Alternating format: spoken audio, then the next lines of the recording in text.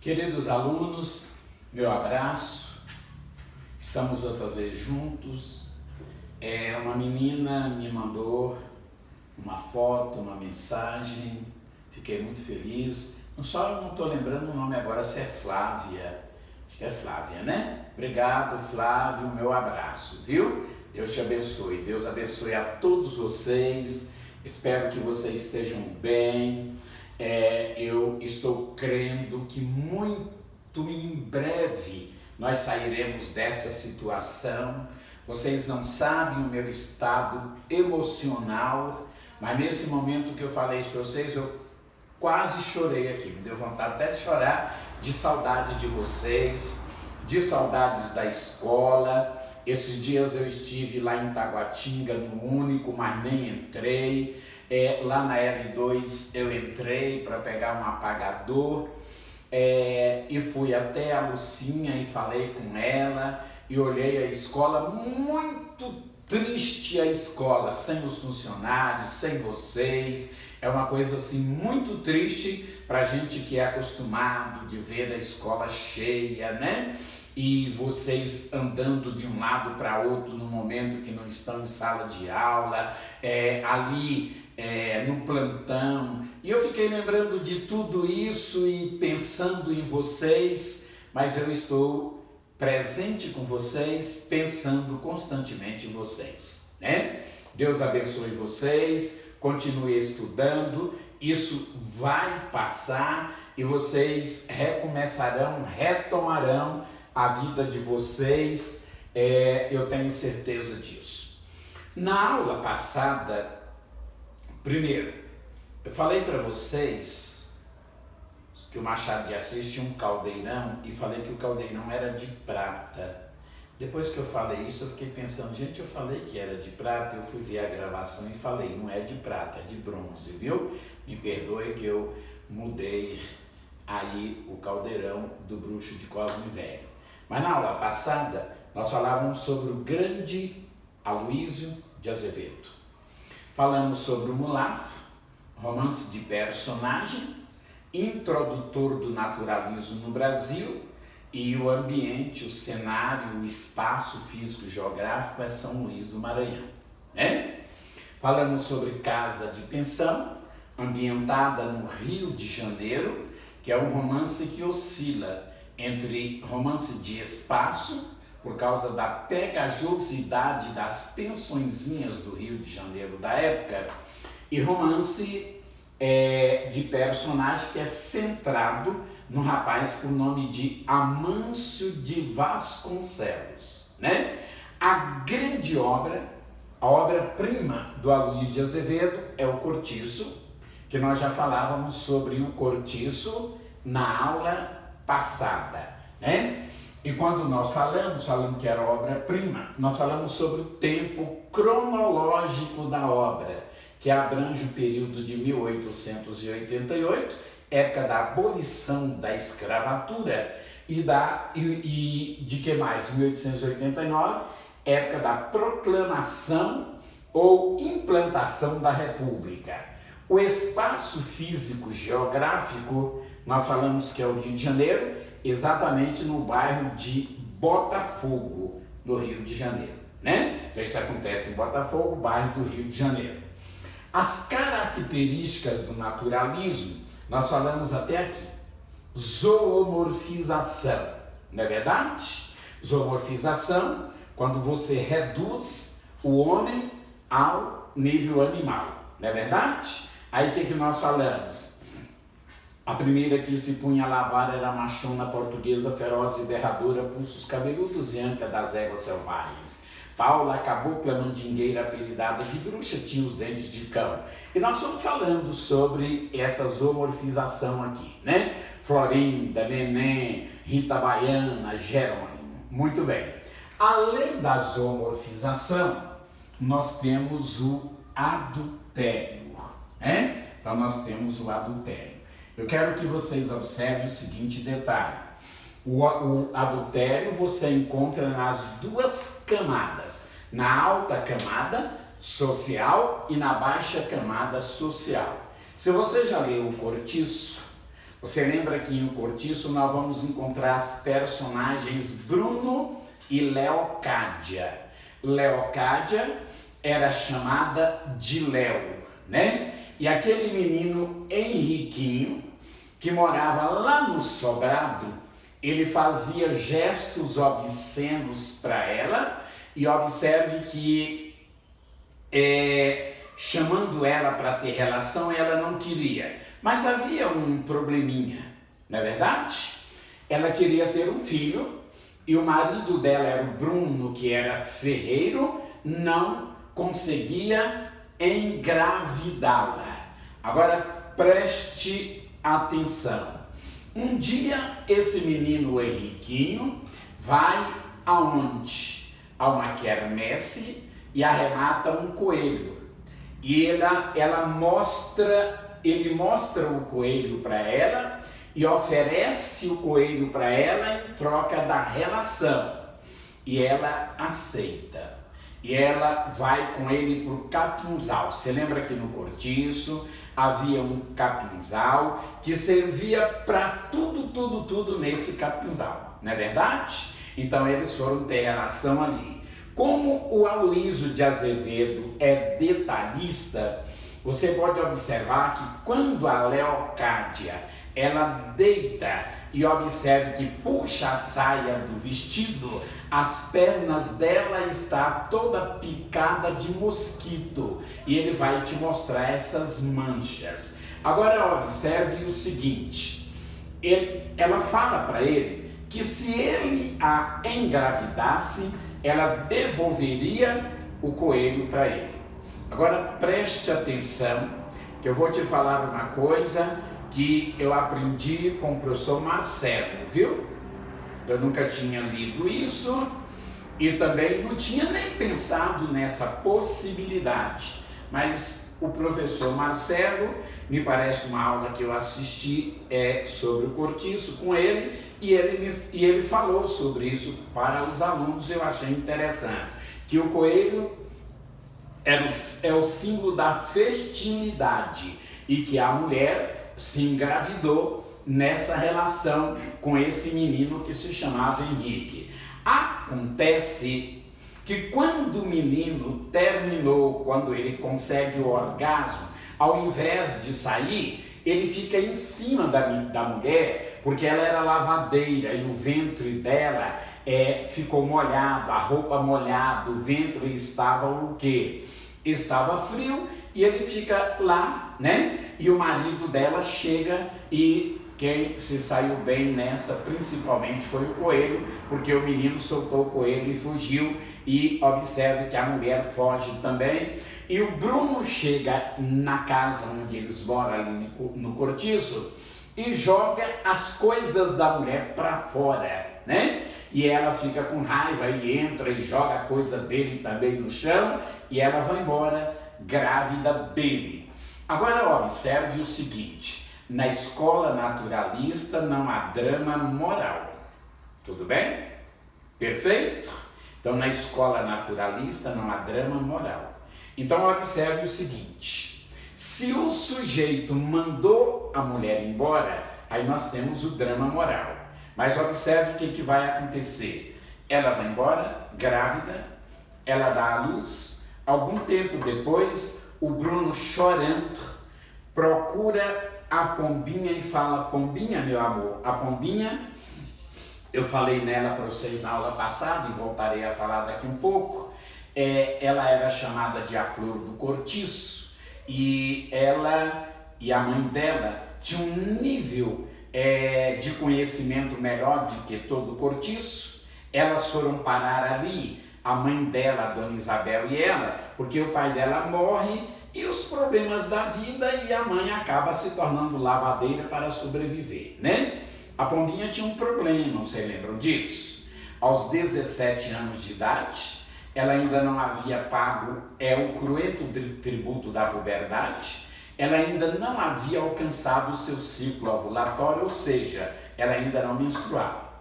Ela tinha um namorado, né? O João Costa, que era um rapaz do comércio e que queria desposá-la. Se vocês lembrarem, O grande sonho da mãe da pombinha é que ela menstruasse, casasse, saísse do cortiço e levasse ela.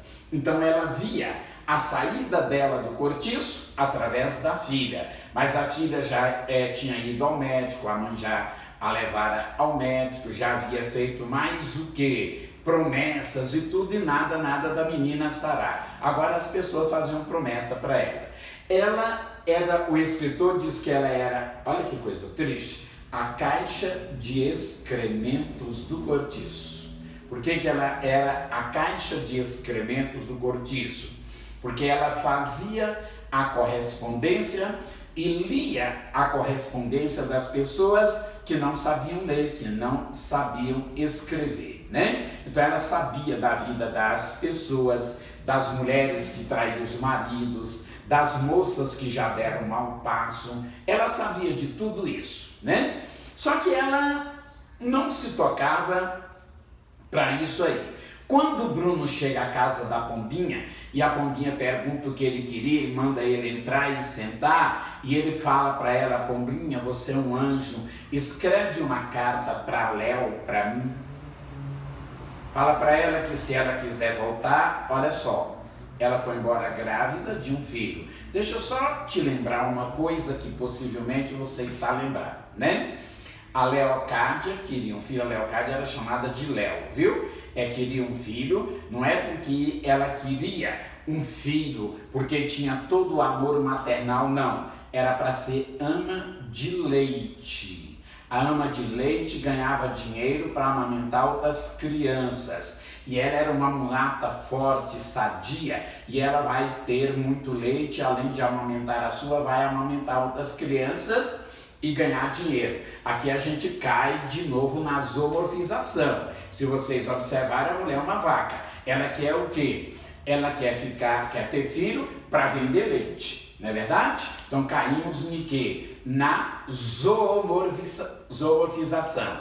Agora, aquele homem que mandou ela embora porque topou um outro homem com ela, agora aceita ela de volta e ela volta com um filho e ele vai ajudar. Escreve aí, pombinha, que eu vou ajudá-la, né? Ajudá-la não, que ele não foi falar isso, né? Que ele ia ajudar a mulher a fazer o que? A criar o filho. Aí disse assim para a pombinha: eu fiquei sabendo que ela está sofrendo muito. Quando ele diz assim, eu fiquei sabendo que ela está sofrendo muito, vocês sabem o que ele fez? Caiu no choro. Aí eu pergunto a vocês, quem é que estava sofrendo? Era ele ou ele? Era ela ou ele? Era ele, né? Então acabou o drama moral. Agora, olha só, na alta camada social, né? Na alta camada, lá perto do cortiço tem o sobrado, onde mora o Miranda, marido da Estela. Vocês lembram dessa mulher? Para que ele mudou? Para Botafogo, que ele morava, observe que em outro bairro. Ele muda para Botafogo porque ele pegou a mulher com o outro. Ele pensou em matar a mulher, em bater, em largar. O que ele fez? Nada. Por quê? Porque ele só conseguiu a ascensão dele através do casamento. Ele era empregado na loja do pai da Estela. E para piorar, ele roubava o pai da Estela. Por isso que na casa dele morava um velho por nome de Botelho, que era um parasita sustentado para ele. Por quê? Porque o Botelho descobriu que ele roubava e não denunciou. Então ele tem a gratidão por quem? Ele tem a gratidão pelo Botelho, né? Então observe vocês que essa Estela, ela traiu o marido desavergonhadamente. Com quem? Com o Henriquinho, esse Henriquinho, que estava com a Leocádia. O pai dele era comerciante, só que o Miranda era atacadista. O pai dele comprava dele para vender no interior e falou para ele: Miranda, eu preciso trazer meu filho para o Rio de Janeiro, que eu quero que ele faça o quê? Eu quero que ele faça medicina. Mas ele é muito novo e eu não gostaria de deixá-lo aqui, né, sozinho. Então eu queria trazê-lo para cá, mas deixar numa casa de família. E aí, o que acontece? Acontece que ele combina o preço com a Miranda, nós podemos procurar um hotel, e o que acontece? O preço que ele pagar, eu te pago por mês para o menino ficar aqui. E o menino logo se torna amante da Estela. E ela não fazia questão de que os outros vissem, não. Todo cortiço via eles enroscados ali, encostados no muro. Um dia o botelho pegou eles ali. Você lembra disso, né? O menino deu dinheiro para o botelho, mas o botelho falou para ele que não ia contar. Claro que ele não ia contar. Ele morava ali, se a mulher se indispõe contra ele, ela tirava ele da casa, com certeza, né? Então, observe que você tem o adultério na alta camada e na baixa camada social, né? A prostituição, tudo bem? Não há nada mais forte em o cortiço de que a prostituição. Não há nada mais forte, eu falei a prostituição, esqueça isso. Não há nada mais forte no cortiço de que o sexo, tudo bem? O sexo é mais forte que o dinheiro, que a cobiça, que tudo. É a coisa mais forte que tem o cortiço. Muitas mulheres aqui, ó, inclusive a Machona, né, se prostitui, a Florinda, tá certo? Aquela que tinha os olhos luxuriosos de macaca. Então observe que são muitas mulheres. Nós ainda vamos encontrar aqui o homossexualismo, né? Então nós vamos encontrar o homossexualismo, tá certo? Inclusive em forma de quê? De lesbianismo, tudo bem? Aqui você tem o albino, que é homossexual, e a Leone e a Pombinha também, não é verdade? Que nós vamos falar mais tarde. Então você tem o homossexualismo, inclusive em forma de lesbianismo, você tem a crítica social, o capitalismo selvagem, você vai encontrar isso aqui, né? Então você tem a crítica social, você tem o capitalismo selvagem. Deixa eu falar uma coisa para vocês, que hoje a gente ouve falar nisso, mas olha quando começa.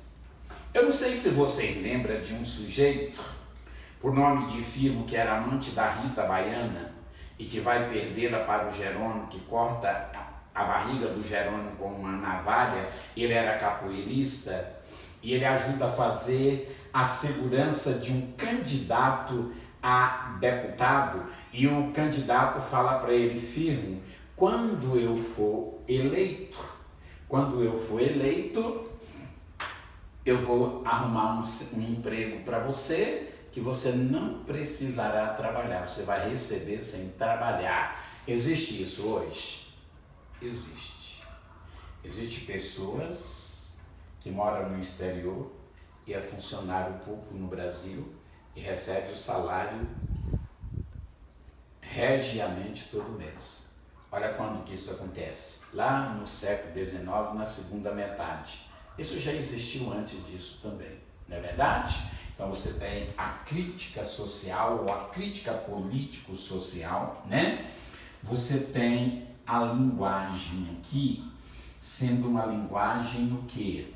Uma linguagem grosseira, forte, contundente, deselegante, viu? Então você tem a linguagem grosseira, contundente, deselegante. Perfeito? Essas são características o quê? Do naturalismo, algumas, né? Agora deixa eu te dizer uma coisa. Preste atenção. Figuradamente, o cortiço é o que? Personagem. O cortiço é personagem de quê? Do próprio cortiço. Tudo bem? O grande mérito do Aloysio foi esse. Então, figuradamente, o cortiço é personagem do próprio cortiço. Tudo bem, meus filhos? O grande mérito do Aloysio foi esse, foi dar vida a quê? Foi dar vida à coletividade, o espaço, já que esse é um romance de espaço. Perfeito? Muito bem, né? Muito bem. Se o cortiço, figuradamente, é personagem do próprio cortiço, nós vamos encontrar aqui, ó, um personagem dominante. Tudo bem? Então nós vamos encontrar um personagem dominante, em torno do qual movem-se criaturas oprimidas e marginalizadas. Como é que chama esse personagem? João Romão, né? João Romão. Meu filho, João Romão, ele é uma espécie de personagem tipo. Tudo bem? Como é que é personagem tipo? Ele só existe no contexto aqui. Vocês podem observar que não tem grande profundidade psicológica em torno dele, né? Agora, esse João Romão era um sujeito terrível. Mas olha só o que acontece. Ele chegou aqui muito novo, ele é português. E ele foi trabalhar numa venda lá em Botafogo, você lembra disso? E ele dormia na venda. Pensa num sujeito miserável. Era esse o sujeito. Ele colocava um saco aqui, fazia de travesseiro e ele deitava no balcão da venda. Meus filhos, o português chegou aqui e ele só banhava no sábado, viu? Você sabe disso. Aliás, você sabe que o europeu não banha todo dia. Esse costume nosso de banhar todos os dias, isso é do costume indígena, nós pegamos isso do índio, né?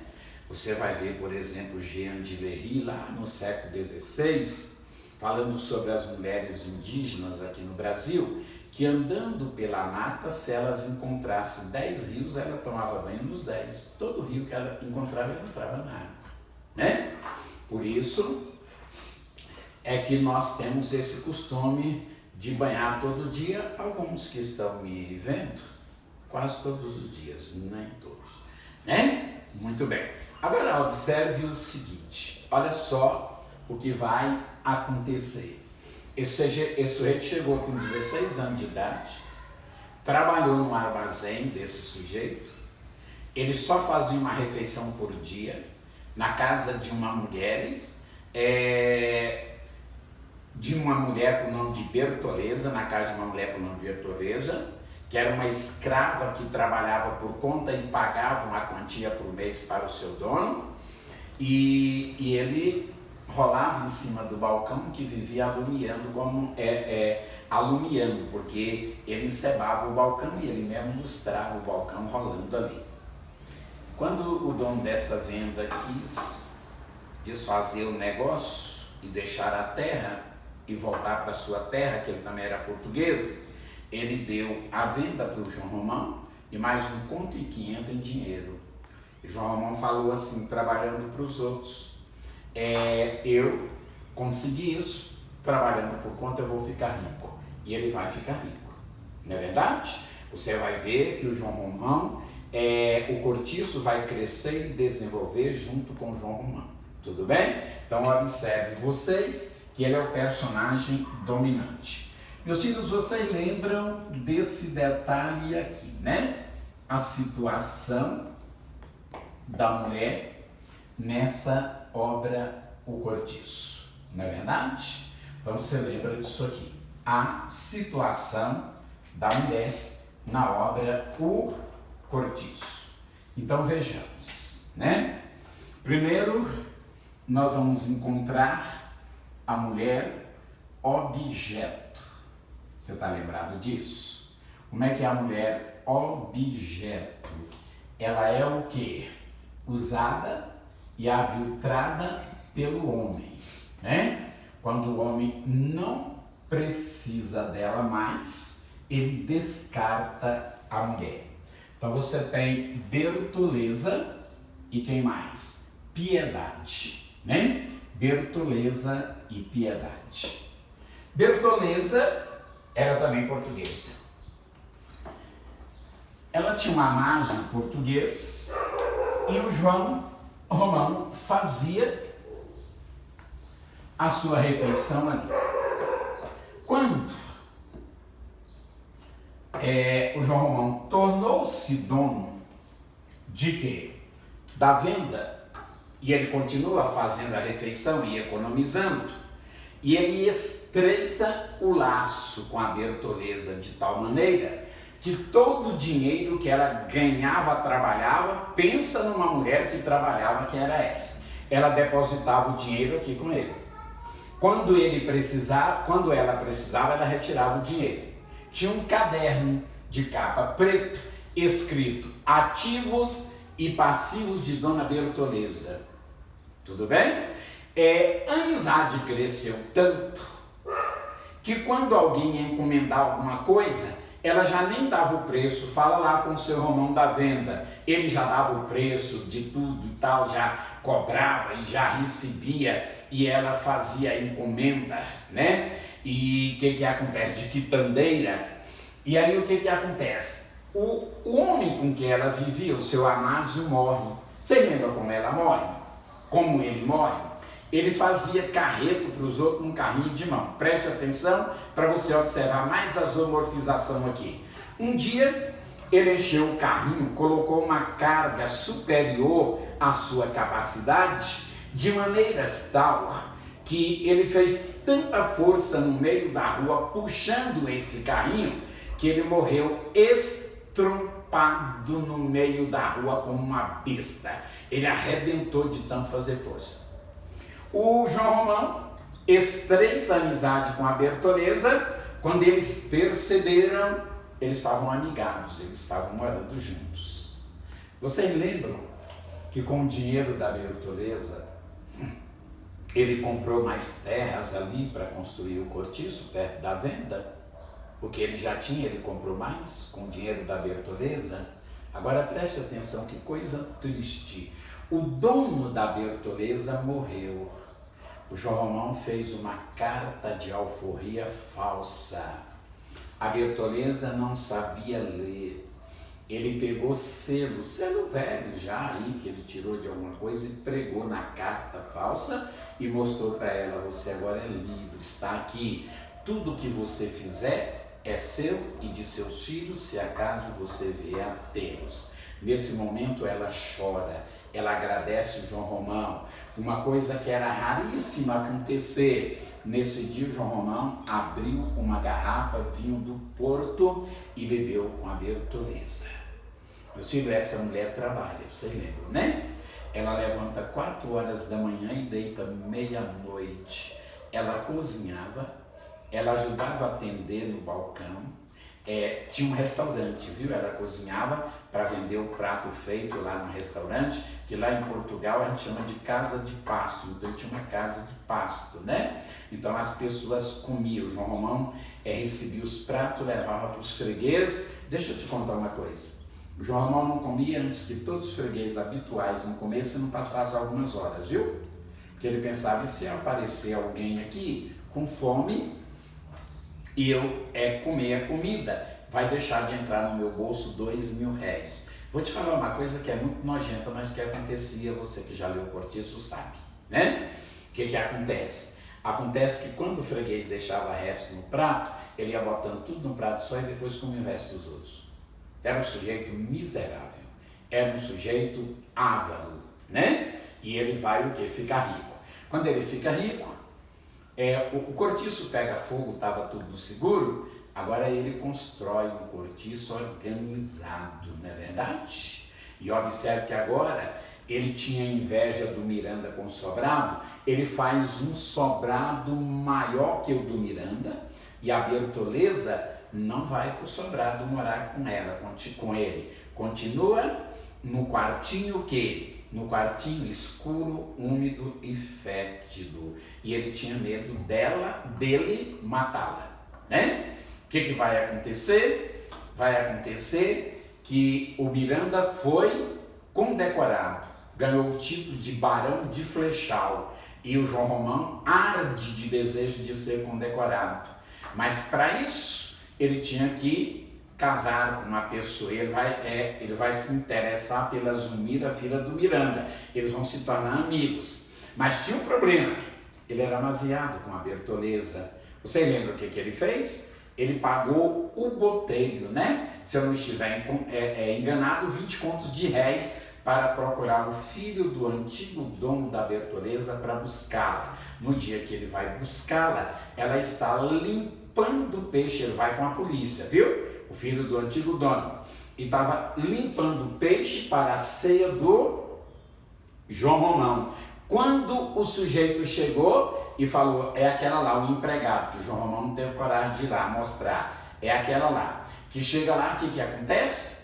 Que ela olha, ela estava de costas, ela levanta com a faca na mão, que vê que era o filho do seu antigo patrão. No minuto, ela lembrou de tudo. Da carta de alforria que era falsa, ela foi lembrando de tudo. E ela sabia o que esperava ela, né? Ela pegou a faca e cortou o ventre assim, ó, de lado a lado. E ela caiu no chão, ficou sangrando. Eu não sei se alguém já viu matar porco lá na roça, lá no interior. Você sangra o porco, a pessoa que sabe o ponto certo de sangrar, e ele fica lá roncando, gritando, e observa que fazendo assim com as mãos, né? E junta a terra que mistura com sangue. Assim foi a Bertoleza. Ela ficou ali esfocinhando como um porco sangrado numa poça de lama. Quando ele não precisou mais dela, ele leva ela à morte. Piedade. Gente, como é triste o destino dessa mulher portuguesa, esposa do Jerônimo, não é verdade? E observe vocês, o que acontece? Acontece que o Jerônimo vem para cá e acaba indo trabalhar na pedreira de quem? Na pedreira do João Romão, e vai morar no cortiço, né? E vai morar no cortiço. Eles eram portugueses, só banhava no sábado. Quando chegava da pedreira, 1h da tarde, aí ele tomava banho, almoçava, pegava o banjo e cantava um fado português. Tocava e cantava um fado português. Eles tinham uma filha, Maria, chamada de Marinha e também de Senhorinha. Essa menina não vivia no cortiço, estudava numa escola interna. Não todo sábado, mas em determinado sábado, o Jerônimo ia buscá-la para ficar o sábado e o domingo com eles. Domingo à tardezinha, ele ia levá-la para a escola, né? A Piedade fazia o quê? A Piedade lavava roupa para os outros. Eles eram econômicos, porque o sonho do Jerônimo era fazer o quê? O sonho do Jerônimo era voltar para Portugal. Ele era um aldeão português, e ele veio para cá com o sonho de fazer o quê? De ficar rico, não é verdade? E ele chegou aqui e se decepcionou com a terra. Observe vocês que ele bebia vinho, a comida dele era bacalhau com batatas e cebola cozida, ele bebia chá, não café, vinho e não cachaça, não é verdade? Ele tinha todo o costume português. Até o dia que ele conhece quem? A Rita Baiana, né? Por causa da Rita Baiana, ele vai deixar a Piedade. Eu não sei se vocês lembram. Primeiro ele briga com o homem da Piedade, que vai fazer o quê? Cortar o ventre dele, né? Depois ele vai matar o Firmo, e observe que essa Piedade, ele não tem mais condições de pagar a escola para a filha, que vai morar com a mãe, e essa Piedade, ela vira um mulambo humano. Chega uma hora que ela não lava roupa mais para os outros, porque ninguém confia mais nela, porque ela bebe, né? E a primeira relação dela fora do casamento, A filha dela só não viu por um triz. Essa mulher, meus filhos, dá pena, viu? Dava pena essa mulher. Ela virou um mulambo. Ela foi também, observe que descartada porque o sujeito se interessou por outro. Mulher objeto, como é que é a mulher objeto? Usada e aviltrada pelo homem. Agora a mulher objeto sujeito, como é que é isso? Ela é usada e usa. Tudo bem? Então ela é usada e usa. Quem é essa mulher? Rita Baiana. Lembra da Rita Baiana? Rita Baiana, uma cadela no cio, era uma mulata, e observe que os homens a queriam, e ela sabia disso, mas o que acontece? Ela tira o quê? Ela tira proveito do corpo, não é verdade? Então ela tira proveito do corpo, correto, meus filhos? Ela usa e é usada, né? Observe que o Jerônimo, deixa a piedade por ela. Antes ele economizava, agora ele não economiza mais, não é verdade?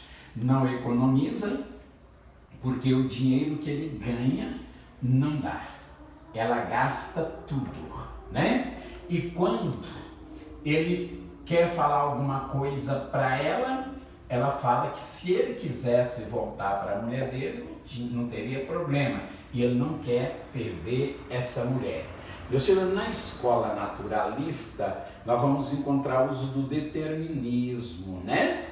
Vocês lembram disso? Determinismo, pregado pelo Hipólito Taine, que o homem não age só de acordo com o quê? Com a sua vontade, mas que ele está sujeito a meio, momentos, raça, fator histórico, leis físico-químicos, fatores biológicos que o regem, que o condiciona, que o determina. Então, observe, o Jerônimo bebia chá. Quando vai morar com a Rita Baiana, ele vai beber agora o quê? Cachaça. Ele tocava banjo, agora ele vai se interessar pelo violão, né? Que mais? Ele bebia chá. Agora ele vai fazer o quê? Beber café, né? O bacalhau com batatas e cebola cozida é substituído pelos ruivos e gostosos quitutes baianos. A pimenta malagueta, a pimenta de cheiro, invade vitoriosamente a sua mesa e Jerônimo abrasileirou-se. Tornou-se preguiçoso, imprevidente, não é verdade? Fraco, mais amigo de gastar que de guardar. Então ele é transformado totalmente. Observe que pelo meio, pelo calor, pela companhia, por tudo isso, né? Agora olha só, mulher objeto, usada e aviltrada pelo homem, Bertoleza e Piedade. Mulher objeto sujeito, Rita Baiana, é usado e usa. Mulher sujeito, Leone e Pombinha. Lembra da Leone?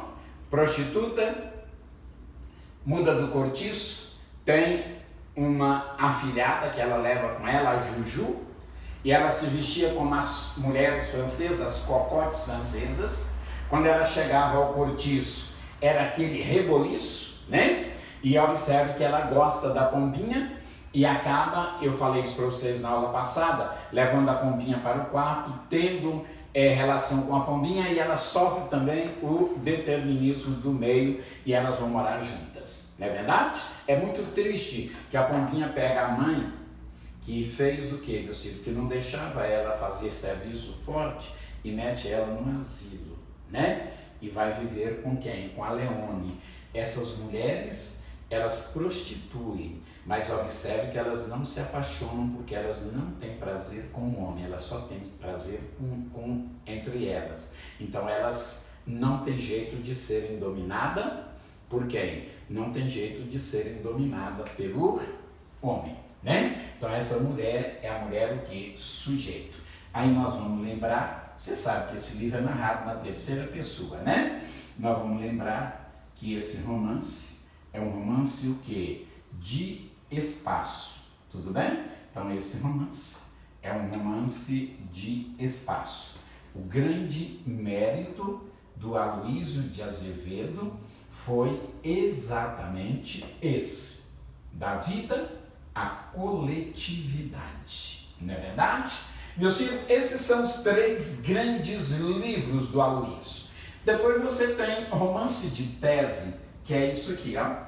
O livro de uma sogra, que é um livro que uma sogra escreve.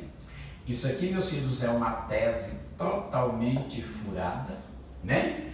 Em que a narradora Olívia vai casar a sua filha Palmira com um sujeito por nome de Oviedo Leão, e ela vai separar a filha do marido do genro, porque ela acreditava que essa separação era mais importante para quê? Para que o casal mantivesse junto. É totalmente furado isso aqui.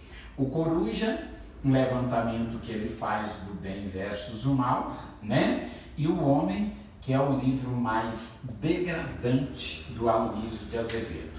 Para muitos, esse livro, O Homem, é o que, meus filhos? O livro que inspira o Júlio Ribeiro a escrever o romance A Carne, que é o mais desvairado naturalista do Brasil.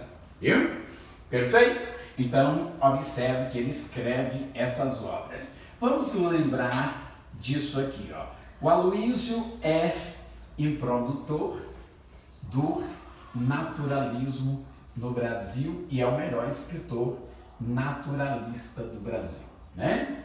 Com a obra O Mulato. No mesmo ano que o Machado publica Memórias Póstumas, mas na época o Mulato foi muito mais lido que Memórias Póstumas, né? Memórias Póstumas as pessoas não entenderam bem. Deixa eu lembrar uma coisa aqui para vocês. O Aloysio de Azevedo, ele é o primeiro escritor profissional da literatura brasileira, né? Tá certo? Então ele é o primeiro escritor profissional de quê? De nossa literatura. Correto? Muito bem. Perfeito. É o primeiro escritor a defender o pão com a literatura. Diz que foi só o pão, não deu nem para manteiga, né? Ele é detalhista, tudo bem? Ele descreve tudo com pormenoridades. Então observe que ele é detalhista. Eu falei para vocês da Leocádia, que ele fala sobre as coxas dela picada por mosquitos sinais, mas se você ver o cortiço com atenção, você vai ver as pedras embranquiçadas por causa do sabão. Então ele é bem detalhista, ele é pormenor descritivo. O realismo trabalha com a camada mais alta, né? E observe vocês que o naturalismo com a camada mais baixa. Lembra que as personagens do Machado não trabalham, não é verdade? E aqui é a imagem do trabalho operariado. É a mulher que lava roupa, não é verdade? Para quê? Para sobreviver. É o homem que quebra pedra, que é o caso do Jerônimo, né? É o vendedor ambulante que visitava o cortiço, você lembra disso? Perfeito? Então observe que aqui é a pessoa oprimida, é a pessoa o quê? Marginalizada, não é verdade? Outra coisa, os cenários do Aloysio são o quê? São cenários brasileiros, né? Pensõezinhas, cortiços, cidades do interior, então os cenários são brasileiros. Ele é o melhor escritor naturalista do Brasil, mas ele não foi, às vezes, bem entendido na época, né? Mas ele é o primeiro. Outra coisa, viu? Esse rapaz só vai ser escritor porque ele não pôde fazer belas artes, que é o que ele queria fazer, viu?